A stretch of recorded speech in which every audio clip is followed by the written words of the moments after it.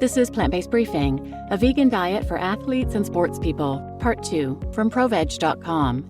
And I'm Marian Erickson, and this is the curated content plant-based podcast where I narrate articles on healthy, compassionate, and sustainable living with permission in about 10 minutes or less every weekday. Today's article is longer than that, so it's a two-parter. I read part 1 yesterday, and today is the second half. So go back and listen to yesterday's first if you haven't already, and now let's get to today's plant-based briefing. A vegan diet for athletes and sports people from ProVeg.com, Part 2. Vitamins, minerals, and trace elements vital for sports people. Sports people on a vegan or vegetarian diet should keep an eye on critical nutrients such as calcium, zinc, vitamin B12, and iron. The latter is an essential part of the body's oxygen delivery system and is found in whole grain cereals like oats and millet, legumes like lentils, white beans, nuts and seeds like sunflower seeds and pumpkin seeds, as well as vegetables like fennel, rocket or arugula, green peas, spinach, and so on. Iron-rich foods should always be combined with fruits and vegetables high in vitamin C, as this will improve iron absorption levels. Calcium for a stable bone structure. The main function of calcium is to build up and strengthen the bone structure. Calcium is of particular importance for athletes since a lot of calcium can be lost through perspiration. The consumption of calcium-rich mineral water or plant milk enriched with calcium can counteract this. Absorption rates of calcium can be improved by the presence of vitamin D, which is produced by the skin when it is exposed to sunshine. It is therefore recommended to get at least 15 minutes of sunshine daily. During the darker winter months, foods enriched with vitamin D, such as margarine, cornflakes, and soy yogurt, can also help, as can dietary supplements. Excretion of zinc due to sports.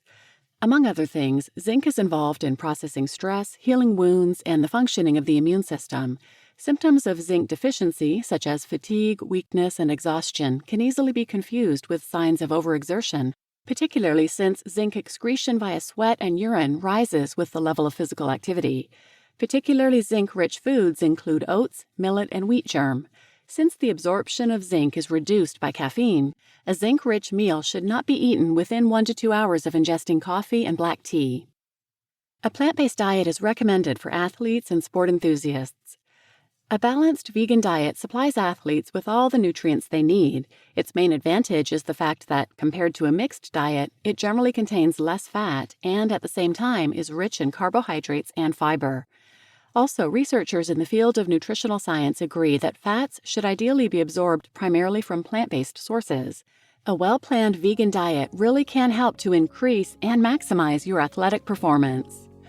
Note, these are general nutrition guidelines. If you have concerns about your diet, please talk to your doctor about seeing a dietitian. Discussing the use of supplements with a health professional will help to ensure that they are suitable for you. Never stop taking prescribed medications without first talking to your doctor.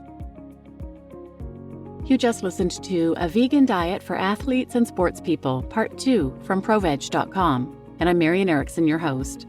Regarding that note to speak to your doctor or dietitian, you'll want to find a plant-based provider because most doctors and dietitians are not taught nutritional information, or the dietitians who are taught it are taught old information from decades ago funded by the meat, dairy, and egg industries. So if you want to find a plant-based provider, you can search at Physicians Committee for Responsible Medicine, which is pcrm.org, find a doctor.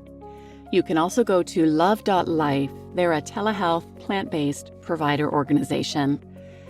And I personally appreciated this article because it's summer here in the southeastern U.S., extremely hot outside, and I'm outside playing pickleball and tennis, sweating a ton, and I'm cramping up a lot, not during, but evenings and a lot more than usual. So I think it is the loss of minerals.